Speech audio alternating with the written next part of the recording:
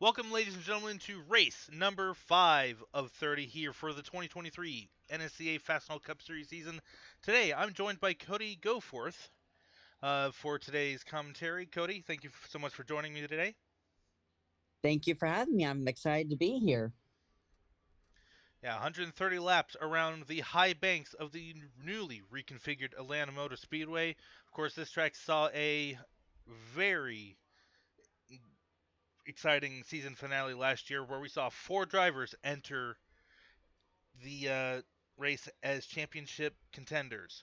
One driver had a mechanical failure. Two had uh, no fuel basically on the final restart in overtime, leading to Cody Lamas, of course, taking the championship last time we were here. And of course, Cody Lamas not the best start to the season so far, but he's looking to try and have a better run as we get later into the season. Of course, other drivers, of course, looking to continue good runs. You had Cody Lamas, or not Cody Lamas. Wow. uh, this is part of the reason why I brought Cody along to help do commentary. Anyways, you have Hunter Kiro having a good run as of recent. Uh, Dylan Maddox, of course, led laps the last couple of races. Steven Merzlack's just coming off of a win at Rockingham. And there's a lot more stories continuing to develop throughout the season. Definitely story. It's going to be a season of just pure storylines. Can Cody Lamas turn it around? Maybe he Well, can start it right here in Atlanta. true that. I mean, he did finish seventh at the end of last season for this race to win that championship.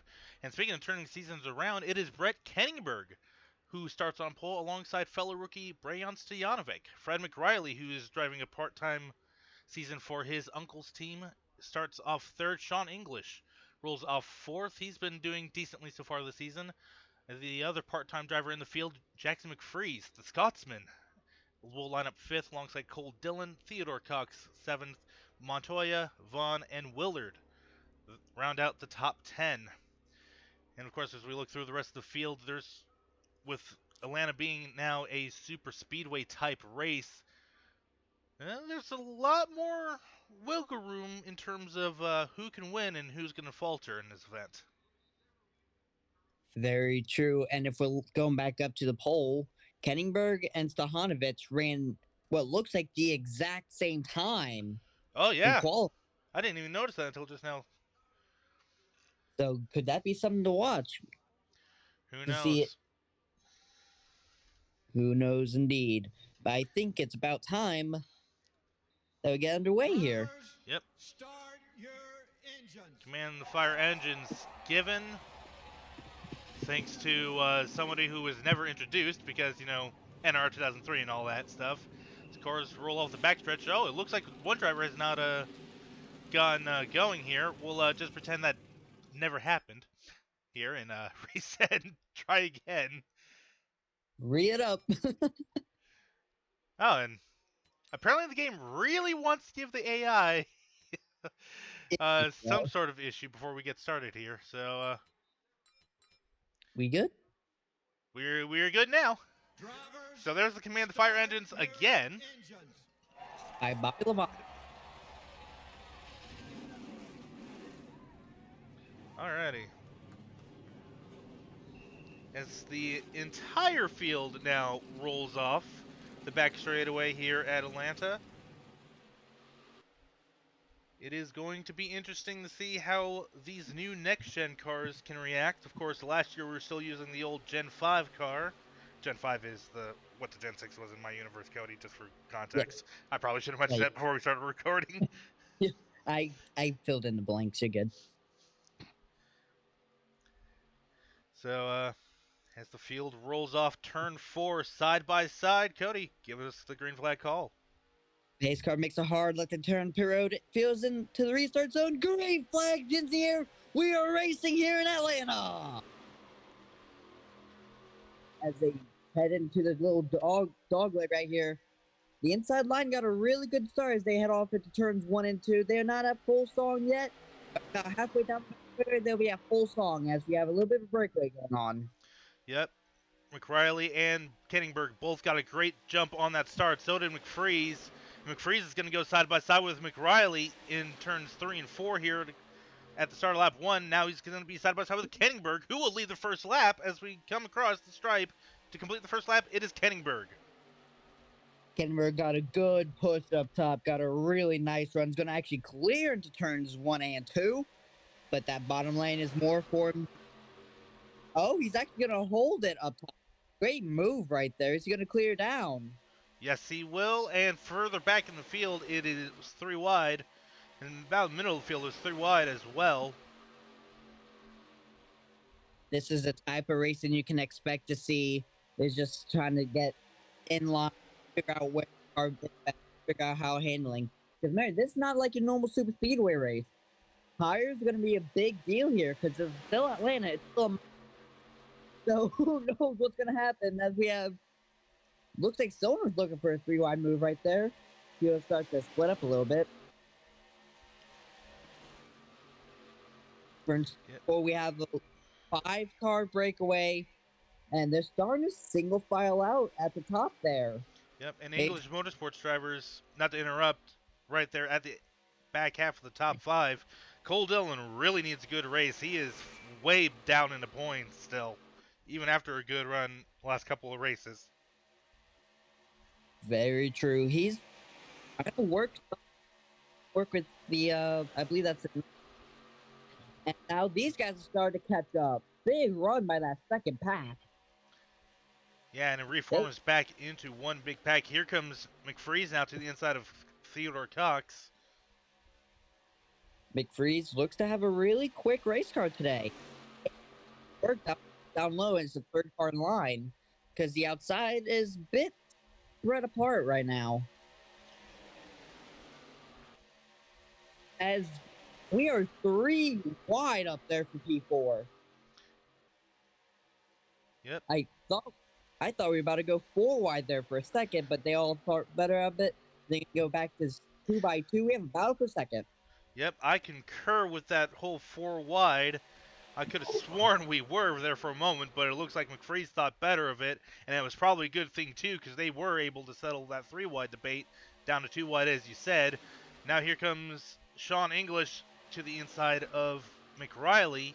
Of course, McRiley only really had a sponsor for the Daytona 500, and that was, of course, only a 1-race deal.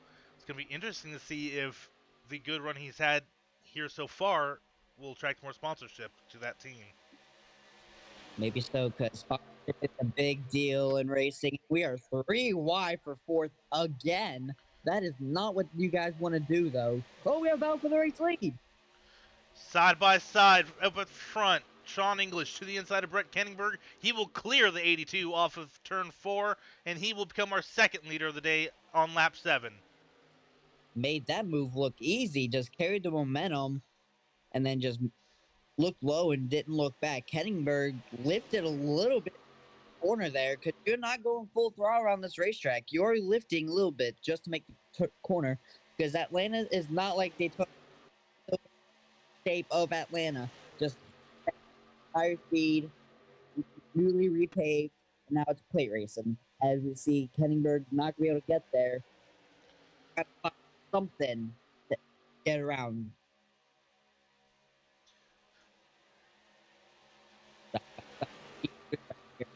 Side by side, 2 rows deep. They're trying to work together, but that's not what they want to see. As the field back there is just someone's holding up. 3 wide back there. A lot moving around these cars. These cars are very unstable. As the air pressure starts to build up, Cody Lamas trying to go around.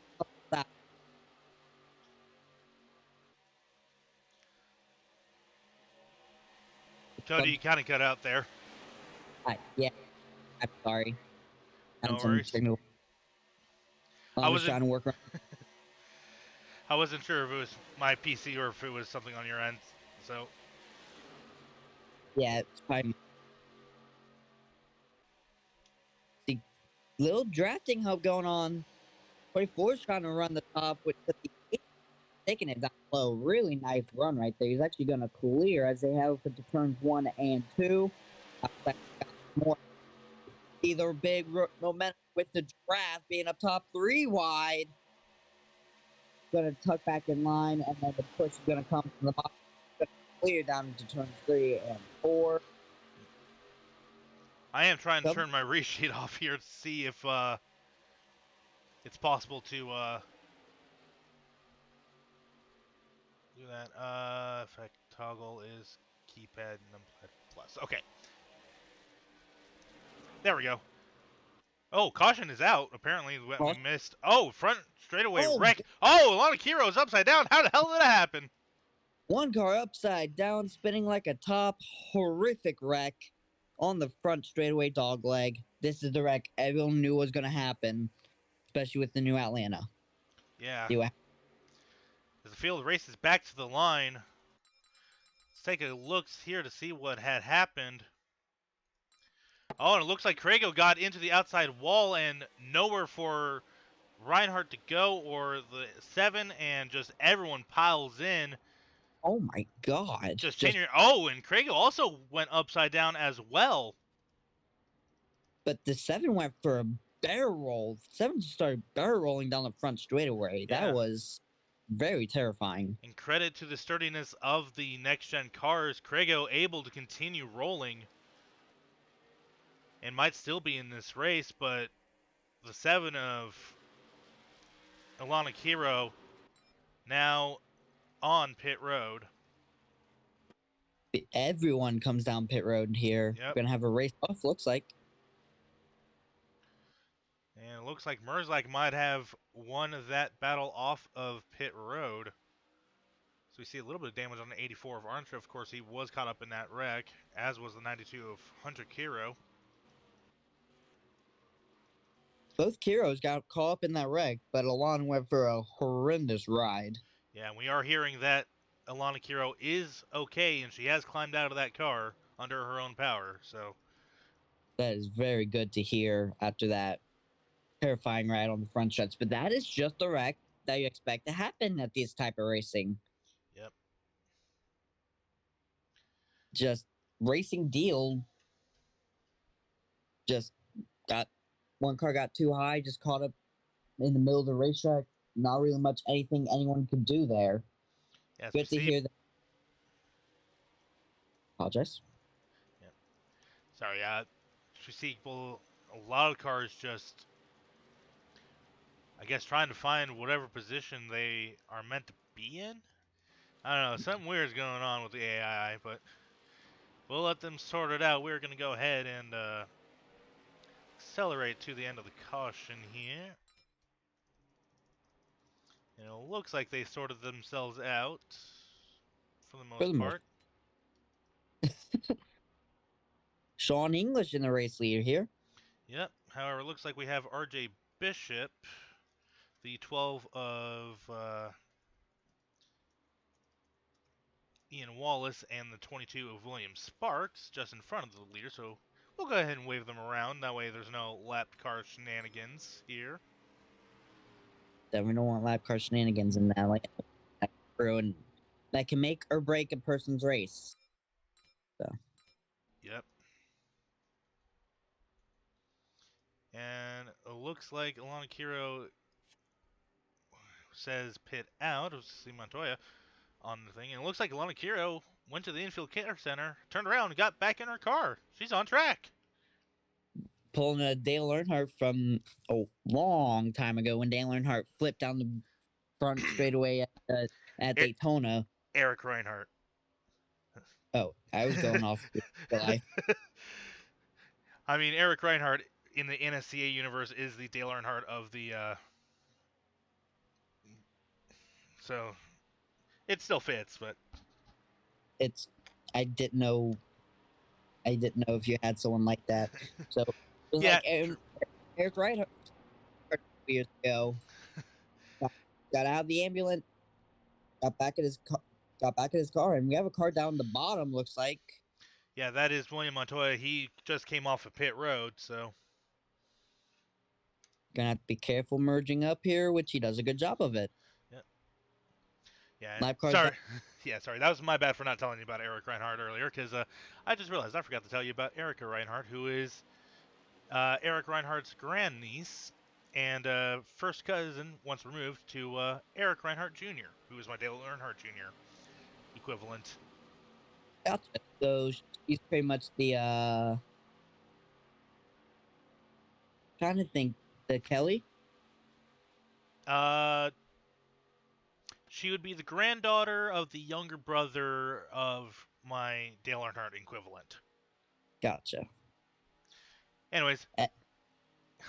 Great flags back. They were racing again here in Atlanta. The 6 gets a great restart. Lap cars all down.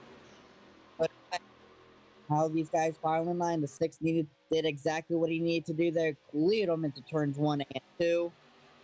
82 is not so lucky to get down there. The lap car is going to battle with him down low. And down the back straightaway they go for the 17th time today. Kenningberg still pinned to that outside lane with the 37 of Crown Jr. to his inside. As Crago is split down the middle, 3 wide between McFreeze and the 38 of Dobbs.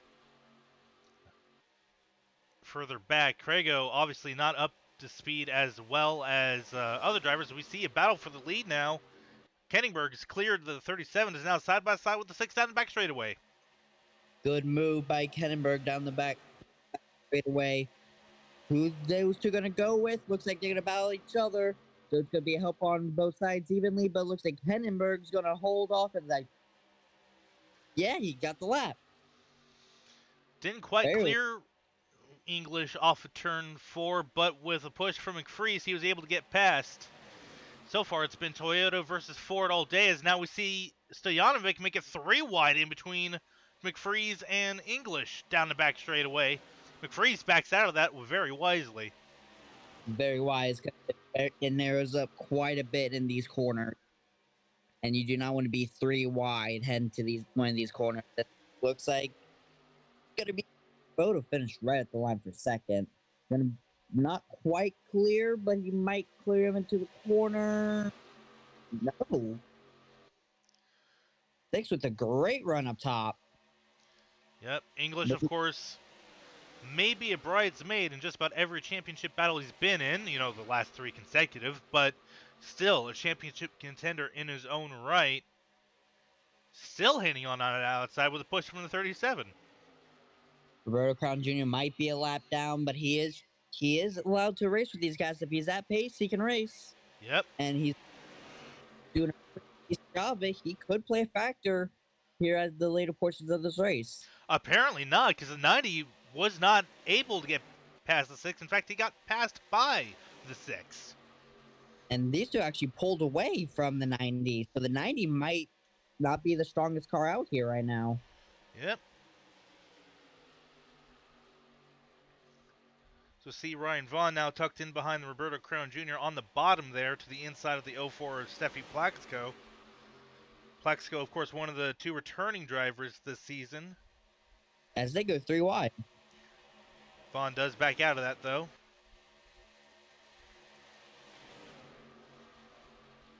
Brown Jr.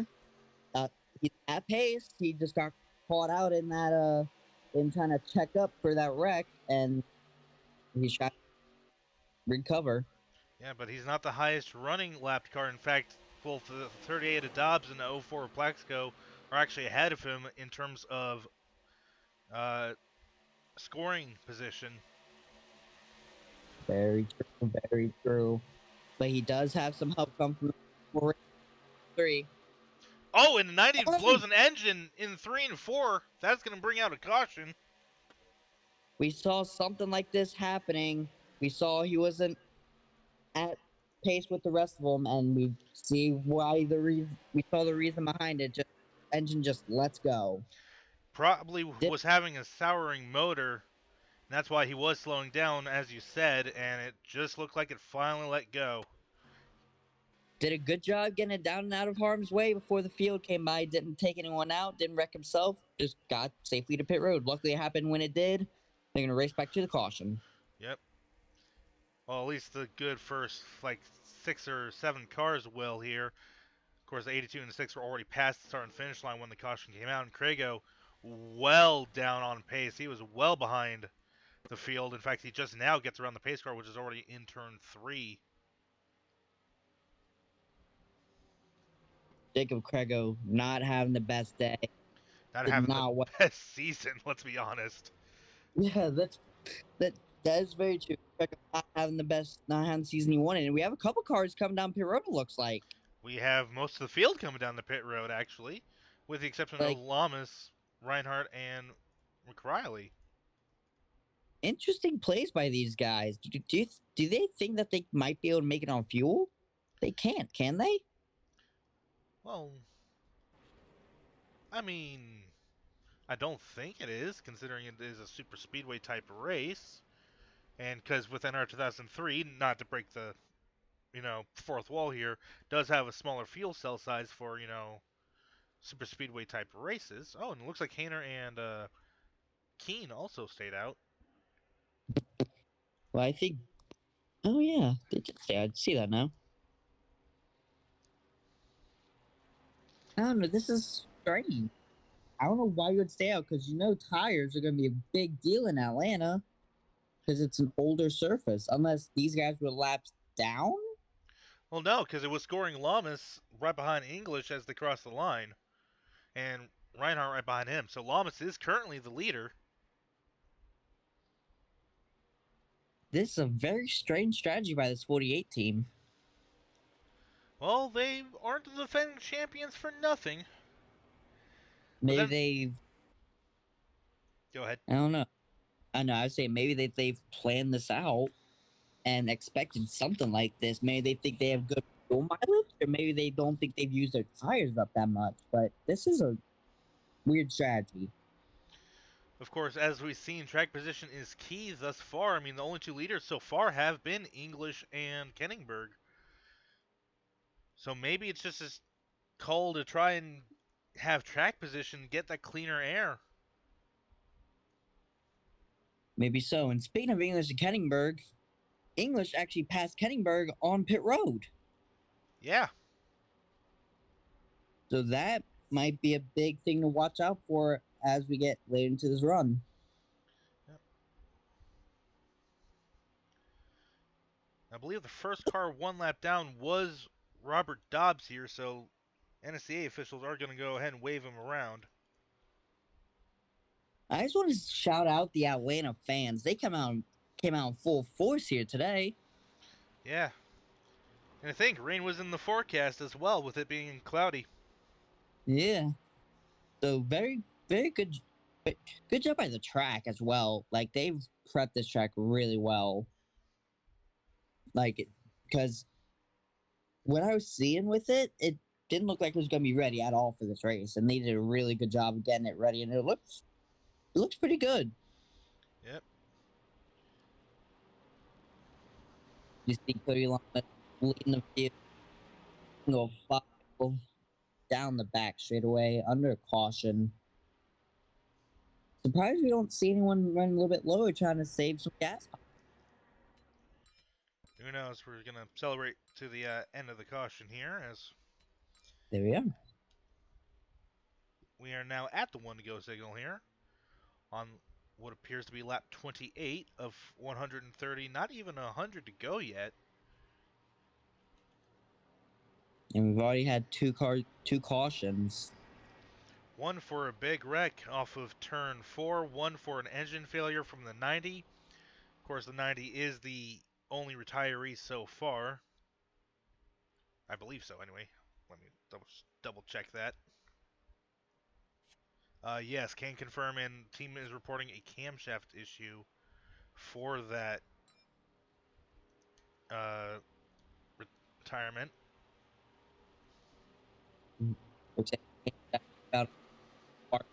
They're having a really good run going.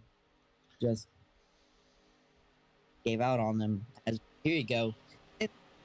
For on the pace car. Could be an exciting restart because you got, again, a lot of lap cars down at the bottom. Cody Lamas in the front for the first time today. Yep. How long does it stay up there? How long till Heseberg? I don't know what I was trying to say there. Lamas, Reinhardt, McRiley, English, and Kenningberg at the top 5 as we take the green flag once again to start lap 29. Lamas with a great restart. It's going to clear as they head off into turns 1 and 2. Looks like the leader on the outside's had a better restart, but the inside's more for the lappers trying to get their laps back the hard way. Roberto Crown Jr. going to try to force it 3 wide back there. Not going to be able to. Lamas with not a lot of help.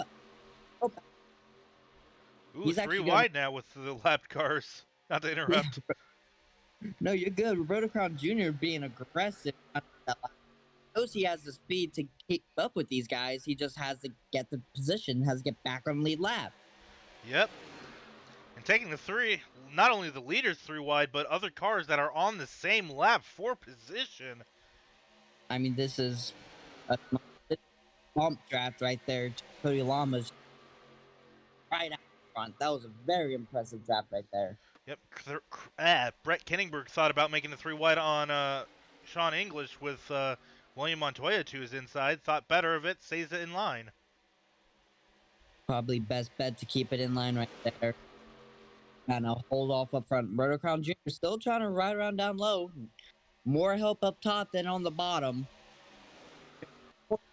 That air is being moved. Oh, we have a car going way up the racetrack there. That is Fred McRiley. Keeps it off the wall, thankfully. I couldn't tell if he just got loose or if he just drove it up there.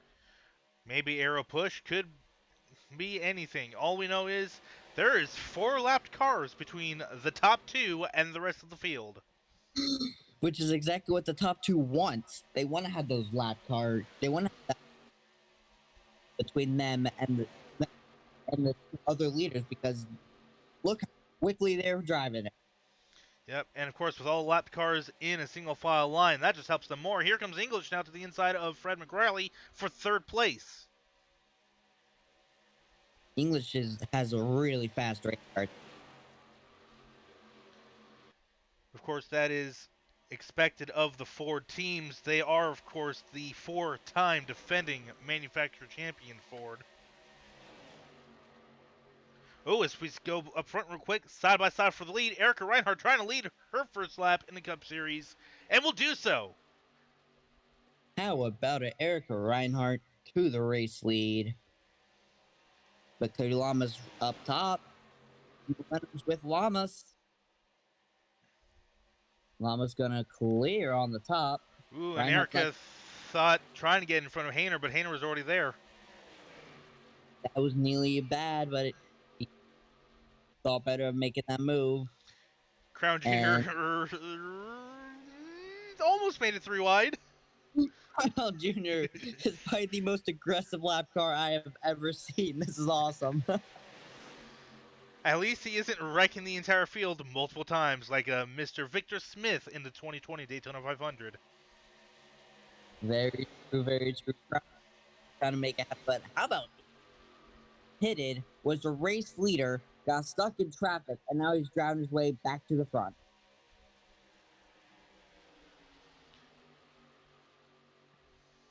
Ganji still down low, trying everything in his power to be the first car 1 down, but he still has to get 2 more cars in front of him if he wants to do that. Yep. With no help down low. Everyone stop. Meanwhile, Kenningberg now side by side with English for 3rd.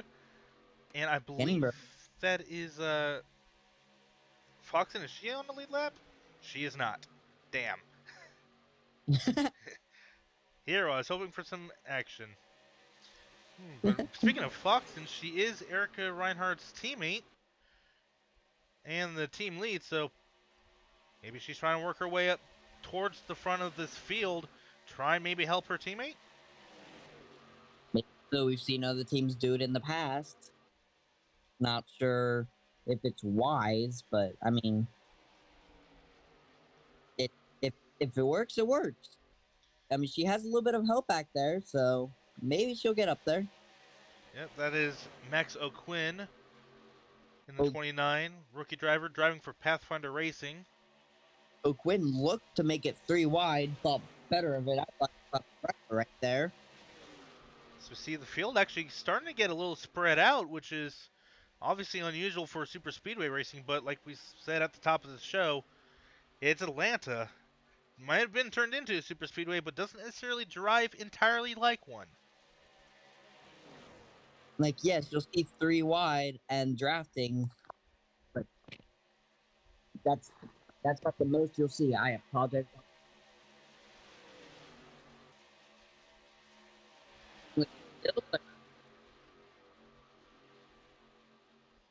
God, you're kind of coming out again. Yeah. Is this good? Am I good now?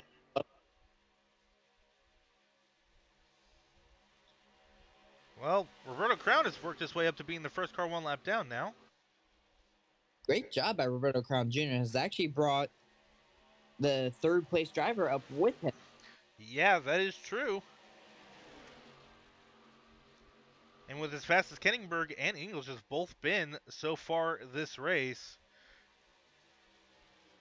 It won't be long. It won't be long till Kettingberg lead. well, of course, a Roberto Crown Jr. just leaves them out to dry like that. Like, just said, yeah, no, I brought you up here, but I'm going to take you out of this as well. Goodbye. In fact, Kenningberg tried to get in front of Plaxco and was able to do so, but Plaxco now side by side with Kenningberg to get back around him off of turn 4.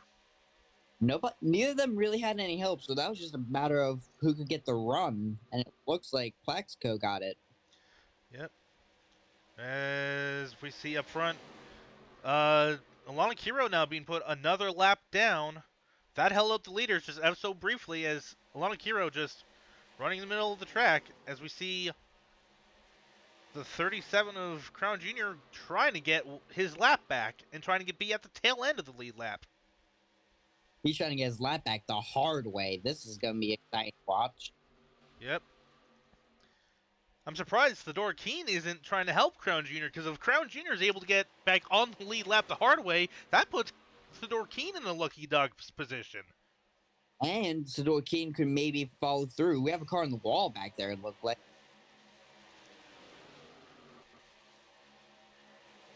Like, if maybe the interstate car, maybe the green car behind. I thought it was green car. I couldn't tell who. Meanwhile, 3 wide as Takeda and Richards tries to get around Tyler Blade Runner while he's stuck behind his slower lap down teammate. And they will do so successfully. They did a job right there, maneuvering it pretty Lamas. Crown Jr. dropped. Yeah. Crown Jr. got stuck down low. And now Reinhardt's going to clear. Not going to quite do so this time by. Yep. So for the top 3, Chevy, Toyota with, I believe it is a Ford in 4th. What position is Alana Keschel? 4th. Alana Keschel's in 4th, so it's Chevy, Toyota, and Dodge rounding out the top 5 for manufacturers. They're looking a bit different with the car in 3rd because Kettenberg was the race. It was not the race leader when that last caution came out. Got beat off the pits, but now trying to work his way back up here. Yep. And of course, while we may be talking about Chevy, Dodge, and Toyota, of course, there's other manufacturers here in the mix as lap traffic. You got Mercedes with the 33, got Pontiac with the 04. And of course, you have Ford further back as well. We're just vibing. We're just hanging out. Trying to get up there.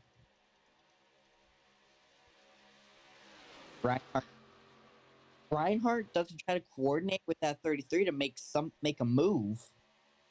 Or with Crown Jr. in the 37, because Crown Jr. has been fast as well. Yeah, he slipped back a little bit. So we see Reinhardt trying to look to the inside off the corner. Can't make anything of that so far. Crown Jr. gonna be up top because he has a car below it. Did a really good job. The 81, or not the 81, the 8 is in the wall there off of turn 2, not to interrupt. No, you're good. on the wall right there. You get with that kind of impact, you got to be for tire rub. The tolling could be knocked down in these cars. You never know what could happen when you hit the wall like that. Yeah, there's no toe links. We're still using 5 lug nuts on these cars.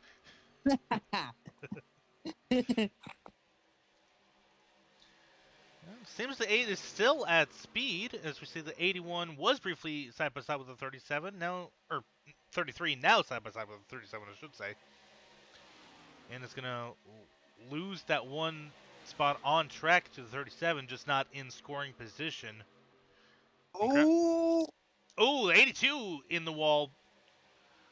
Looks like he just, yeah, it looks like he just kissed it off that corner.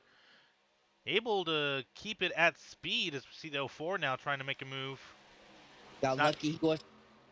I apologize. Yeah, you're good.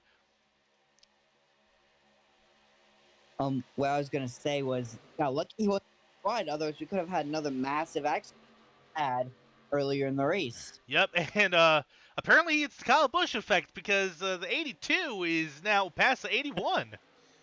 I know I know I mentioned something about not bringing up real life drivers earlier, but yeah, screw it.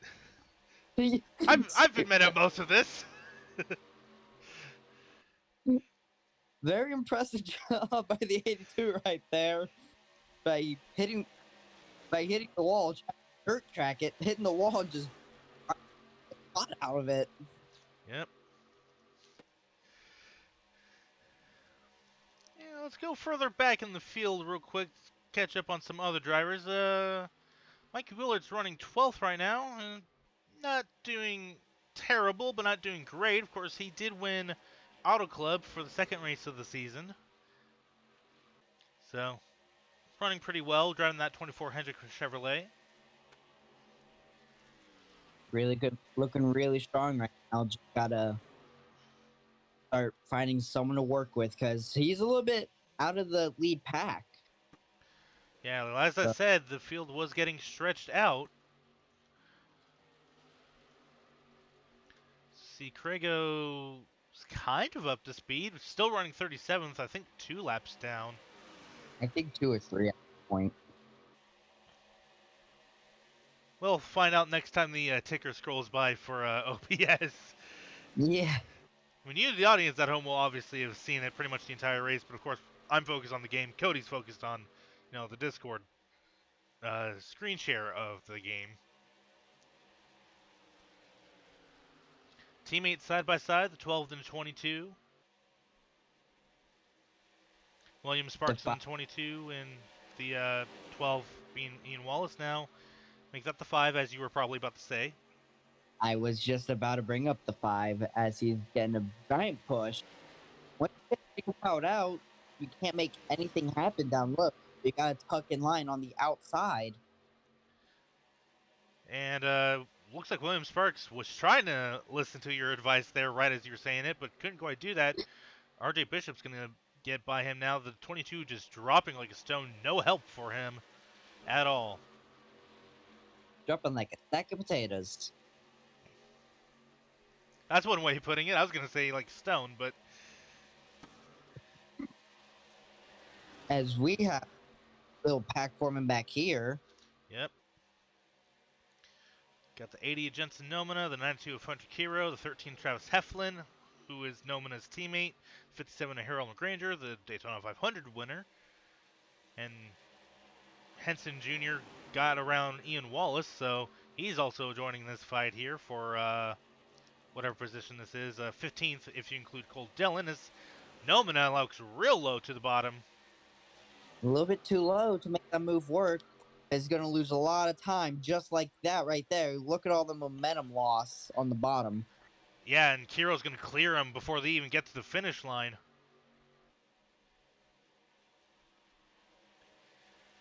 Yes, it might be the shorter way around. But it's also the bumpier part of the racetrack. And so also, you got to be very careful being down there.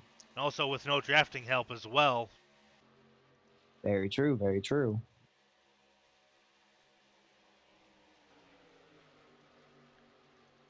So we look back towards the front. Kenningberg is still running third in line here in the second position. as the field is closing quickly in on Alana Kiro again.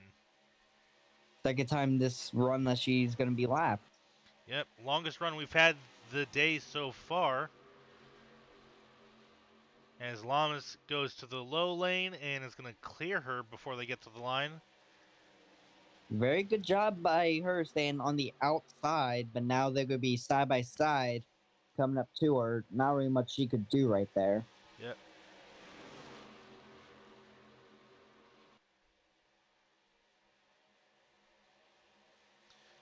Edinburgh's making a move.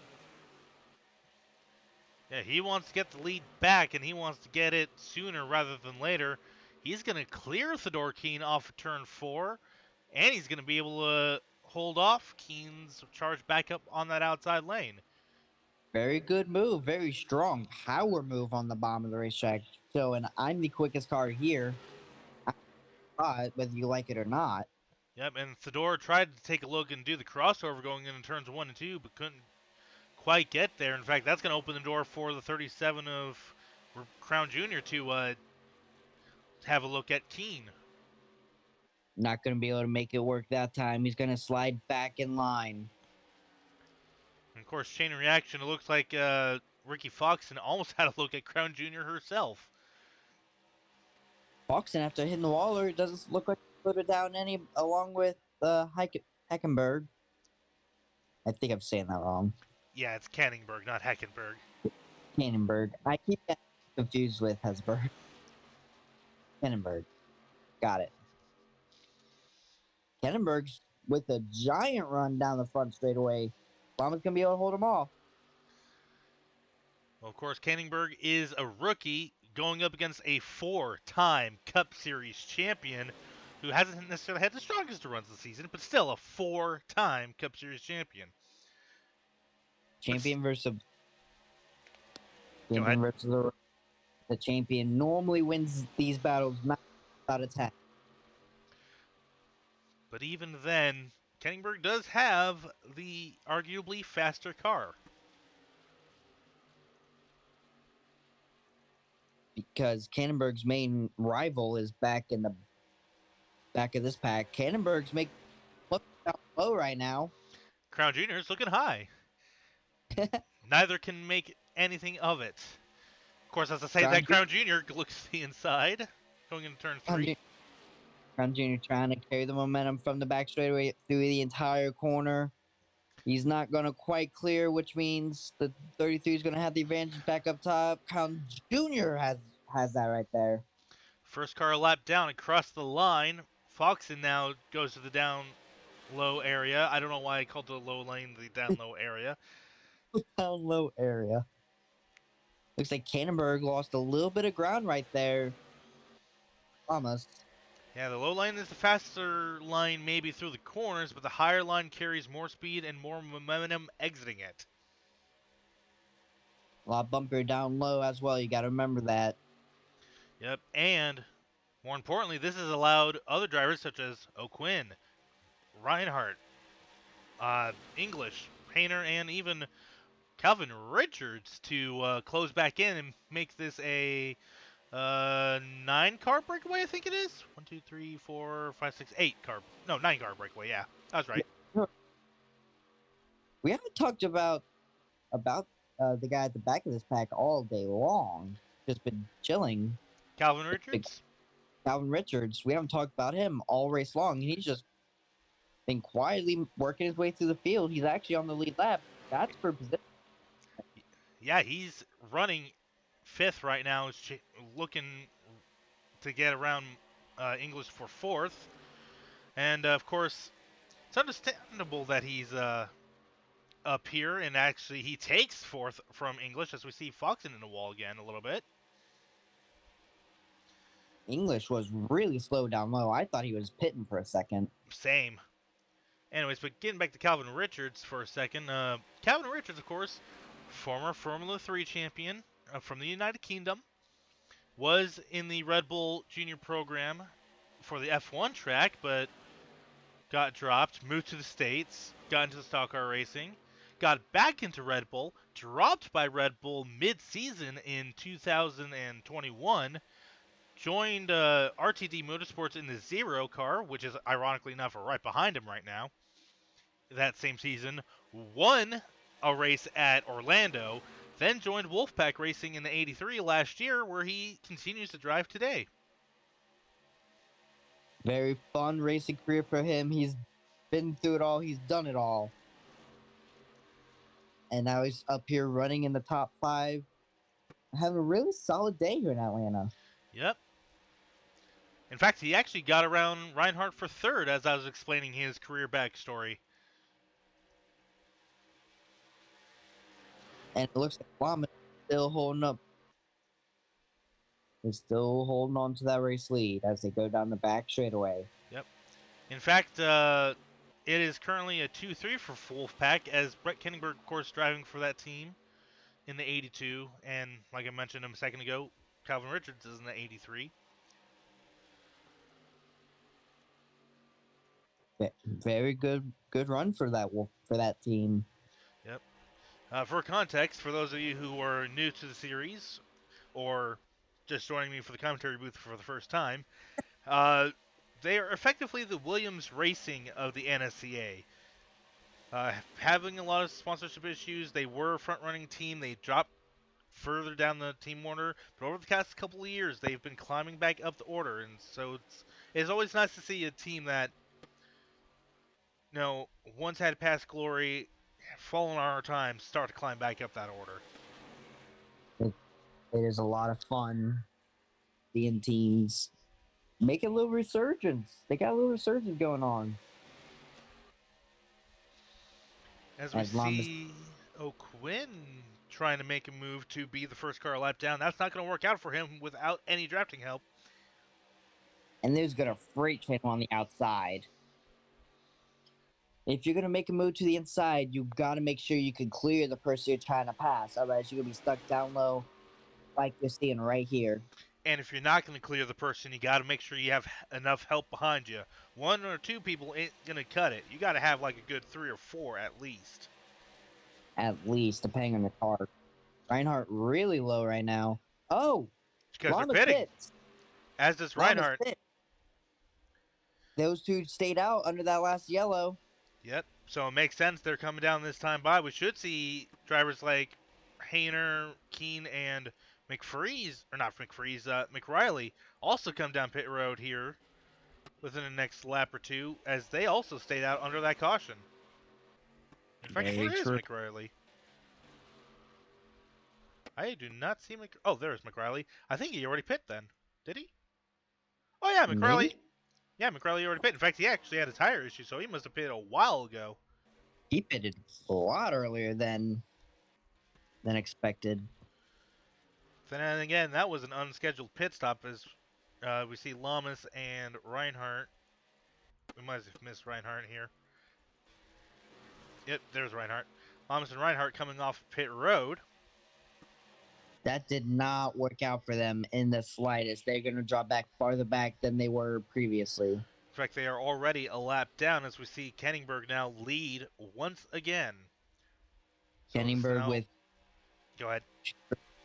Kenningberg with 3 cars behind him, and then second place is his teammate. So, not really too worried about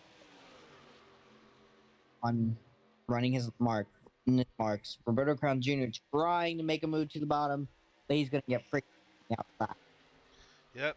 It is a Wolfpack 1-2 right now with Kenningberg and then Richards. They're only separated by the lap car of Theodore Keene, who's done a tremendous job remaining the first car that's a lap down, rather. As the English is a distant third running by himself. That is not where you want to be on any type of super speedway race, regardless if it is here at Atlanta or a track like Daytona, Talladega, Armory Digital, Orlando, etc. That is, again, not... Oh! Of course, commentator's curse. As soon as I mention him, he pits! You love to see it. Sarcasm. You love... Gotta love NR. So, and just like that, the Wolfpack teammates are right by each other on track, as much as they are on the scoring pylon. If you're the owner of that team, you're loving what you're seeing right now. Yep. Maybe not so much of where the 82 of Arnstruff is, with him running in 22nd. But, hey, a 1-2 is better than a 21-22. Better than DNFs. That too. I mean, one could say it's better than DNQs. Angrily looks at Queen City Racing from last year. So we see Hayner now come down pit road because he was the fourth of the 5 cars to not pit. We saw Hayner. Hayner road eventually. Just didn't know when exactly he would. The Wolfpack car is starting to maybe draft together. Oh wow, English way better. He has lost touch with that draft. The good news is he's still a while back to get to the second pack with Tyler Bladerunner, who has recovered up to 4th, and Dylan Maddox, who is currently running in 5th. And it looks like the 24 of Mike Willard, who I was mentioning earlier, is in 6th right now. And that'd be correct. Good work by the 24. Remember, he was just running in like 20 back. 12th, but yeah. 12th. Same difference. Oh, as we see Kenningberg come down pit road, that's going to hand the lead to his teammate Richards. Shocked that Richards didn't come in with Kenningberg. Shocked that Kenningberg came in at all. And he has no one coming with him. That is not good. Well, he does have some drivers that were further back in the field. Bishop, Wallace, Henderson Jr., Wallace's teammate Vaughn, the 44 of Walsh, and the 43 of Evans Ross all come down pit road. And Now, here comes. and not just Richards, but also English in terms of the lead lap cars. That's going to hand the lead to Tyler Bladerunner. Tyler Bladerunner to the race lead, staying out an extra lap to get a lap lead on the race. Good job by him. Yep, Takeda is now in 2nd. And Alana Keshiel in 3rd. Is that Hancock right behind her and battling for 4th? It is. How about it? They're not battling for 4th. He is definitively 4th because the 13 of Heflin, who is now coming down pit road, was in 5th. I believe Blade Runner staying out another lap. Yeah, Blade Runner and Keshiel both staying out on at least another lap. So and look at the run by Cody Lamas right there. That was insane right there. In fact, he's going to try and make a 3 wide and try to get around these guys before they have an opportunity to get on the pit road. Cody Lamas just goes to show the speed difference in those tires. Keshiel and Blade Runner stay out yet another lap. Do we see anybody else come down pit road? Yes, we do. The 99 of Montoya. That's going to cost them staying out this long, especially with fresher tire. Well, no, because last week at Rockingham, another tire wear intensive track, we saw tires being exceptionally advantageous, even those that are just a few laps younger than those of others around them. But here comes Blade Runner coming in right now. As well as Keshiel, and it looks like the 60 of Dillon. Yeah, look at that.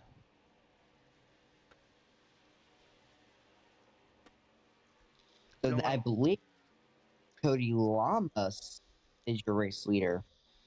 Or at least will come around to be scored as the race leader. We will see how this cycles around.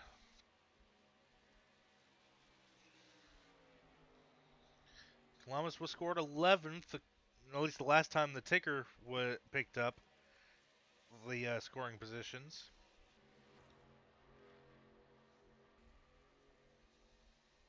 Look at Reinhardt actually jumped both of the field on the pit strategy.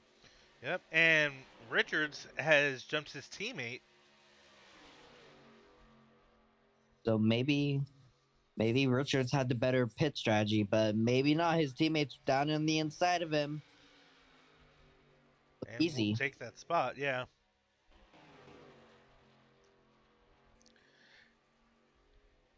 Cody Lamas pitted a lot earlier than these guys, is on a completely different strategy than everybody. Well, I wouldn't So, say it's a completely different strategy, just a strategy that puts him at a slight disadvantage for having to pit at least a few laps earlier. Same thing with Reinhardt. very true. Reinhardt, big momentum. Just see how the momentum shifts every lap. Sometimes the bottom would be best, and sometimes the outside would be. Never predict it properly. But we have a 4-car breakaway when we had at one point a 10-11 car breakaway. Yep, and then Lamas and Reinhardt are in fact 1-2 right now, with Kenningberg over 4 seconds back, according to the timing loop that the ticker is now displaying. Annenberg's trying to make up any round. If he can get around that 33 without much hassle, have nothing but clean track to him and the next couple of cars. As you see, Cody Lamas stuck on the outside. That Zero's making a move. How can that Zero? Great pit strategy by that team. Yeah, Hayner, I believe, is the first car a lap down. We'll have to wait for the ticker to confirm. Reinhardt now to the back bumper of the 48. Could we see a pass for the lead here? I thought there was a little bit of contact right there by Reinhardt. Hayner sees the battle between the leaders, is like, nope, I am not interfering with that. He backs out of it. He's like, you guys have some fun with that. Lama's going to block her down low. He's going to block her again. He's looking low. Reinhardt's still trying, but Lamas is just not letting it happen. Lamas with another block. You only get so many of those before the driver, your block gets upset with you. And knowing the legacy and history and whose name is above the driver's window there, that family has a history of you throw 2 blocks, I'll turn you around.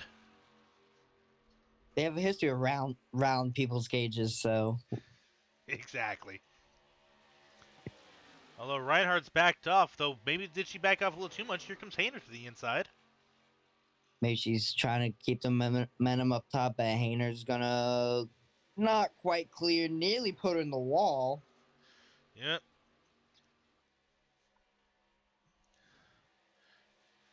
Now we see Reinhardt running a higher line than Lamas, maybe trying to build up that momentum, because as we all know, super speedway races are just about a momentum as they are about speed. Definitely so, because you can have the best field, but if you don't have the momentum, you can't make any passes. Yeah, and it takes a long time to build up any lost momentum, especially if you let off the throttle instead of just dragging the brake a little bit. And we see Reinhardt now try again to the inside. Lamas cannot block that one. He's definitely going to try his best as he does it again. Lamas, of course, with that momentum, as we were just mentioning, on that high lane. We've seen time and time again, the inside lane may get you next to somebody, but it loses you so much momentum. Is Lamas now maybe trying to give Hayner a little bit of draft to try and get side by side with the 81? Maybe so. Maybe he's trying to use that Zero as a type of pick from possible, but it's very perfect.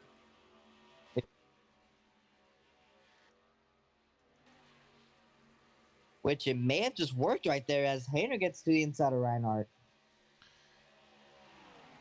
Reinhardt able to stay behind the 48 and gets back ahead of the ahead of the Zero car by quite a bit. Meanwhile, the 29 of O'Quinn's slowly been starting to lose the draft, but don't look too far back now. Here comes Kenningberg with a push from Foxen to try and get up to the top 2. Yeah, Kenningberg with a really quick race car. Yep. But does he have the time to get there is the question. Well, we are nearing 30 laps to go. Oh, Reinhardt's got around Lamas. Before he gets to the lap car of Alana Kiro, Reinhardt's going to use Kiro as a sort of reverse pick here against Lamas, and here comes Hayner now to the inside of the 48. That was very good by Reinhardt. Remember, that name is synonymous with super speedway racing. Yes, indeed. A combined 16 wins between Eric Reinhardt and Eric Reinhardt Jr. combined at Talladega alone. And of course, Eric Reinhardt with over 30 wins at Daytona. So that name knows how to get it done. She has a lot to live up to with that name above her driver's door.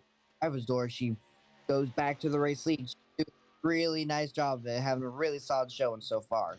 And of course, if Erica is able to win this race, she'll become the first driver born in the 21st century to win a Cup Series race, as she was born in the middle of the 2001 season and was named, of course, after Eric Reinhardt. So technically, would also become the third person named Eric in the Reinhardt family to win a Cup Series race as well.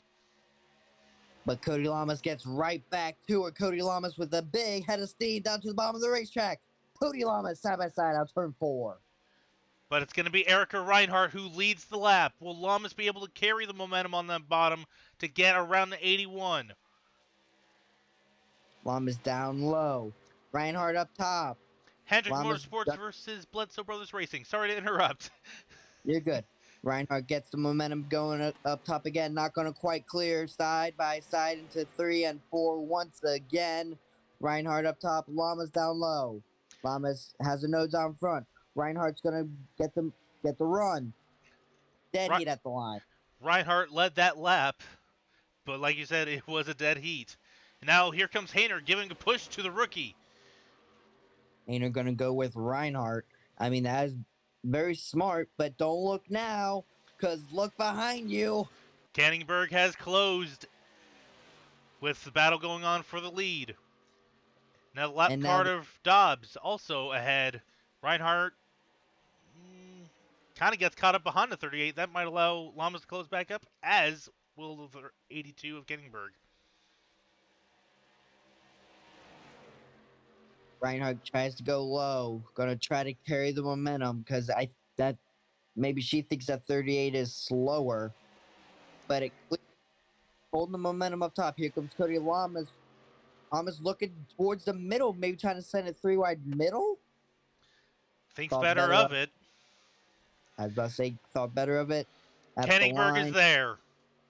Canningberg is there. Look out behind you. Here comes Canningberg. Oh, these lap cars can't match the power of 3 lead lap cars now, can they? Definitely not. Lamas looks low with push from Canningberg.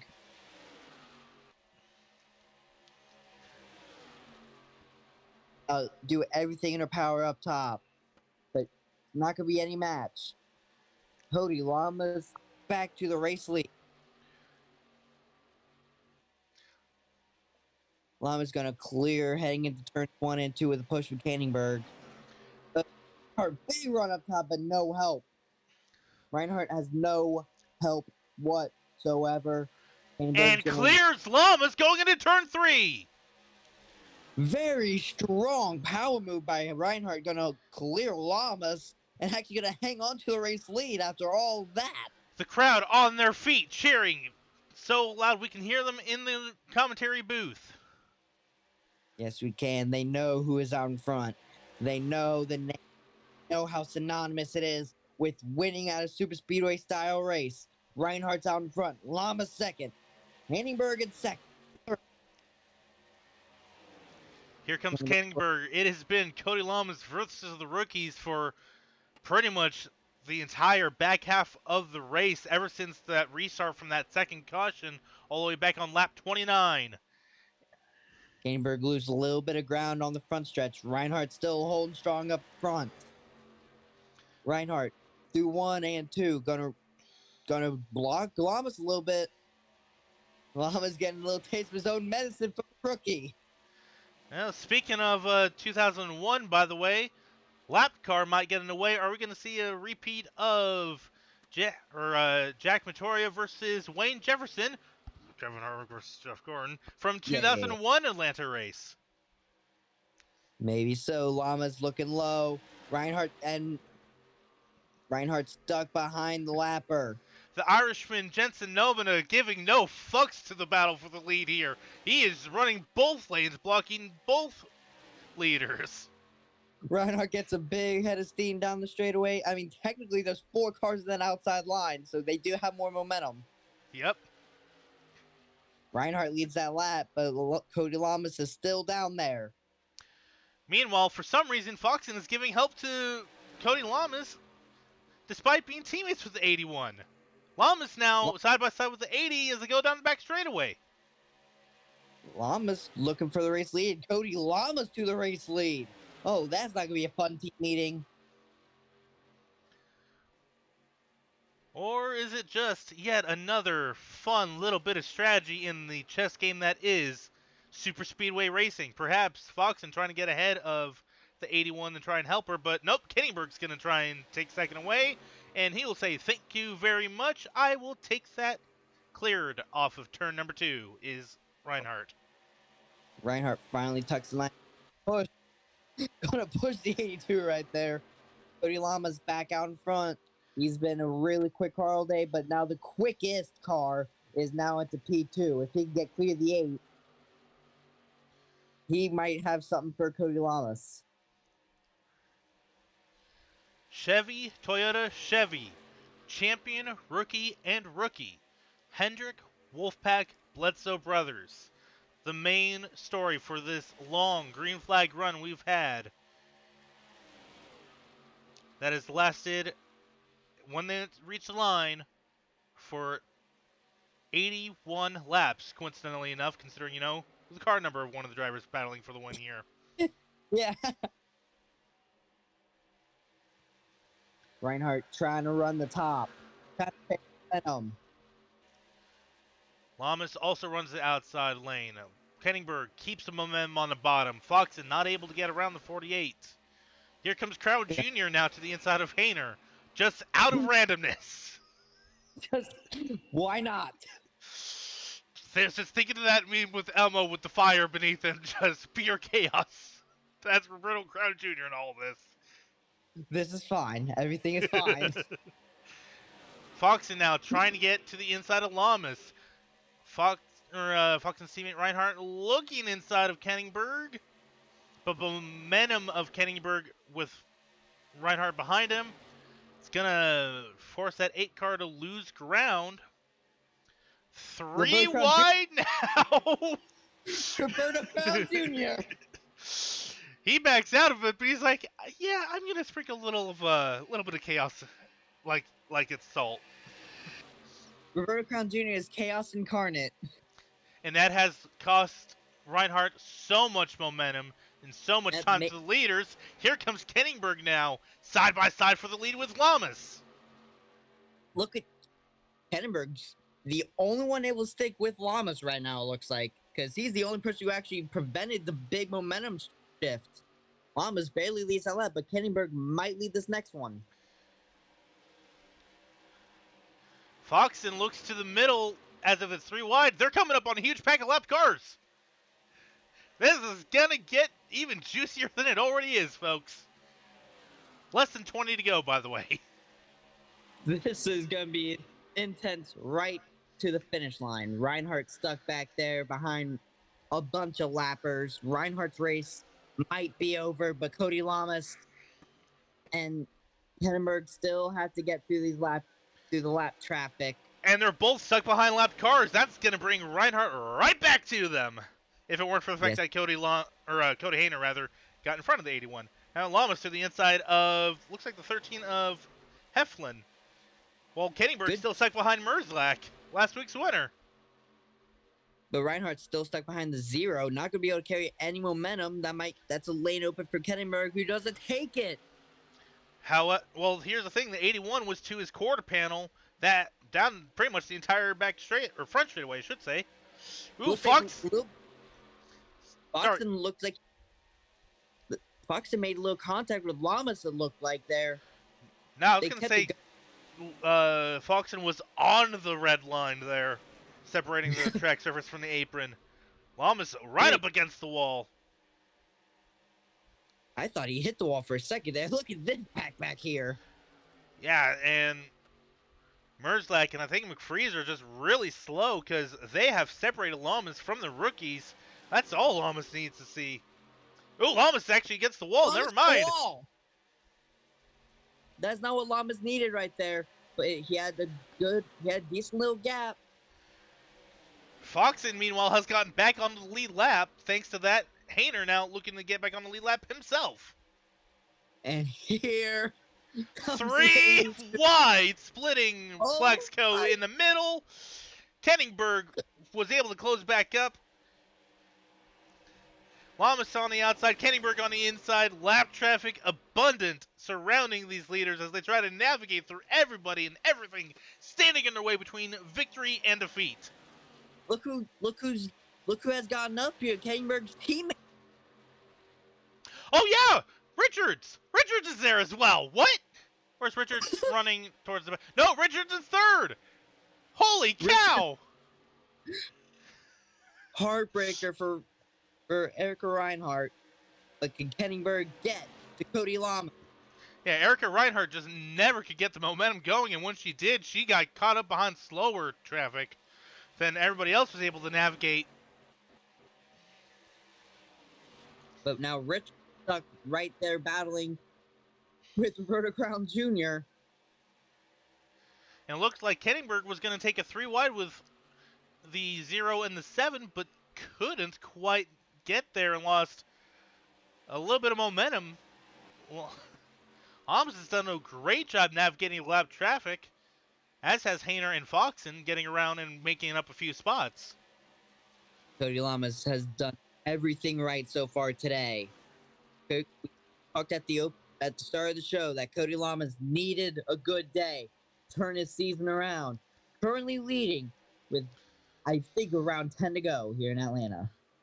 Don't look now, but as we are approaching 10 to go, pit stops might be occurring because the 59 of McRiley came down pit road. Although, however long he pitted before everybody else, might just be a false sign of pit stops to come. Very true, very true. So could Kettingberg be in the catbird seat currently? Who knows? But Kettingberg is there on Lamas. Lamas is stuck behind the, I believe that is the 57. 3 wide. Lamas aggressive move trying to get away from Kettingberg. He knows that 82 is so quick. He's a rocket ship right now. We are approaching 9 laps to go, by the way. Kenningberg trying to make it 3 wide on the top. Can't quite get to the outside of the 57. He'll have to settle to be side by side with Hayner. Cody Lamas sees 9 laps to go in this race. He's lost the lead to these rookies. He's had to try and fight through lap traffic. And he's been frustrated with poor finish after poor finish in the opening 5 races of the season. Opening 4 races of the season, sorry. He wants to win. He wants to defend this championship. And with now 8 laps to go, he's looking to do it. Kenningberg, however, clears the 57 and now has those 7 3/4 laps to run down to 48. I don't know if he has the time. The 48 is really quick. 48 is working the draft with these 2 lappers in front of him. Kind of cost the 82 a little bit. But 4 is bigger than 3. Or at least so people say when it comes to the quarter pounder versus the 1/3 pound burger. So, who knows? Maybe the draft from those 3 cars behind him will allow them to catch up. In fact, They already are. Here comes Kettingberg with on rails right now. Kenningberg on a mission to win his first ever Cup Series race. Cody Lamas on a charge to try and win his 70-somethingth. Lamas stayed up top, stayed disciplined right there. Didn't get phased by Kettingberg. Kettingberg falls behind the 0. Yep, Kenningberg, despite running 124 laps, I should say, already in this race, made the rookie mistake of going to the bottom without any help. Now here comes Lamas trying to get to the inside of Fox and to put her back a lap down. Also, I believe the 0 of Hayner is actually 2 laps down. 2 laps down for Hayner. Yeah. Looks like Fox and Lamas lost a lot of time to Foxen right there, as we have about 5 laps to go. In fact, we have exactly 5 laps to go. It is lap 126. Ooh, the 82 against the wall. Edinburgh's trying to wall ride it. It's not going to work out well. 3 wide back there. Yep, almost got into the 37. Almost was a wreck. Able to keep it clean. That might be all Lamas needs to win in this race. They have left Richards in the dust. The 6 of English and the 24 of McRiley have gone around Reinhardt. They are nowhere close to the leaders anymore. In fact, they are almost a quarter lap behind the 48 of Cody Lamas. Kennenberg still in the draft of that 48, but does he have the time to get there? He's looking a lot lower on the back straightaway. Kennenberg, no help. Kennenberg just will not give up. Not that that's bad. He's still there. He is still there. He's hit the wall twice. He's had slow pit stops. He has lost momentum, lost the draft, and still is fighting Cody Lamas for the win with just a handful of laps to go. Can Kennenberg get around Cody Lamas? Cody Lamas pulled off the rookie. He hasn't won championships for nothing. Cody Lamas is trying to do everything in his power to win here in Atlanta. 2 laps to go here at Hotlanta, as the track is nicknamed. Just over 3 miles remaining for Cody Lamas. Kennenberg's there. Kennenberg down low. Kennenberg trying to side draft the 48. They are side by side down the back straightaway. A lap and a half to go. Kennenberg with the edge as they head into turn 3. The massive side drive. Cody Lamas going to have the advantage up top as we're coming into 3 and 4. Exiting turn 4 onto the front straightaway. These two will see the white flag one more time around Atlanta. Kennenberg with the advantage into turn 1. In fact, clear of Lamas, and Lamas is going to possibly lose a spot to the 0. The 02. The lap traffic going to be slow for Lamas in the way. Kennenberg's got it. Half a lap to go. He started on pole. He survived the lap traffic. He ran down Cody Lamas. He is going to come off of turn 4. Brett Kennenberg from Canada will earn his first career NSCA Cup Series victory. Great job by that team. What a drive. What an effort. Herculean style effort. Great job. Congratulations to Kennenberg for his first career win.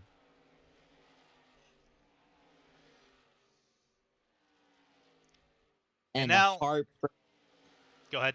I was about to say heartbreaker for Cody Lamas, but still a really good day for that 48 team. A team that's needed a good run.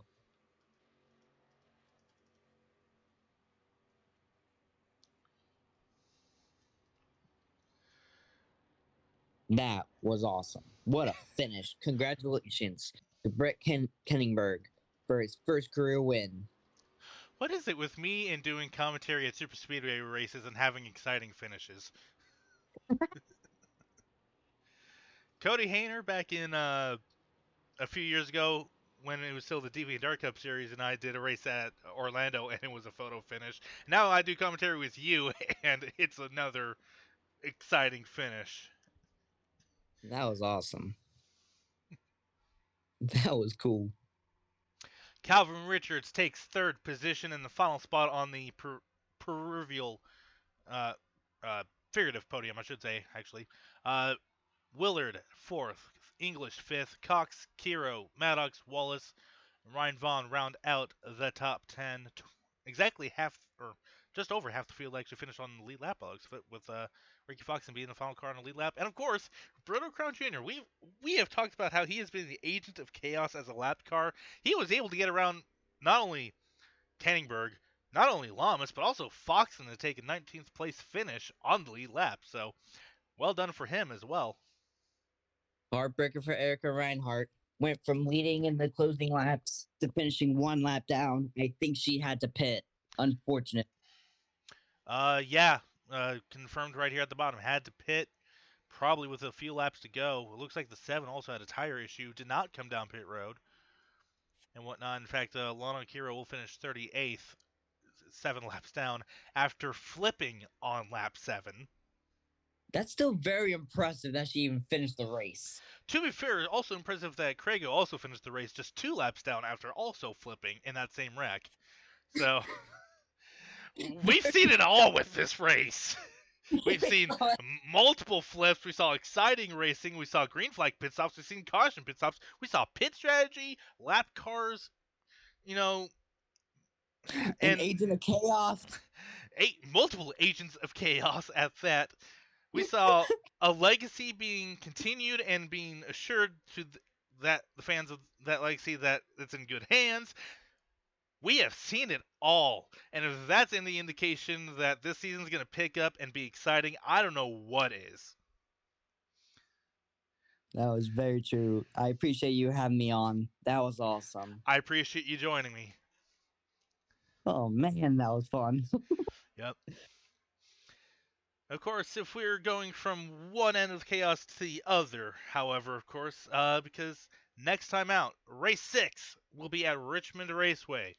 But until then, thank you all so much for watching, and as always, we'll catch you at the next race. So long, everybody.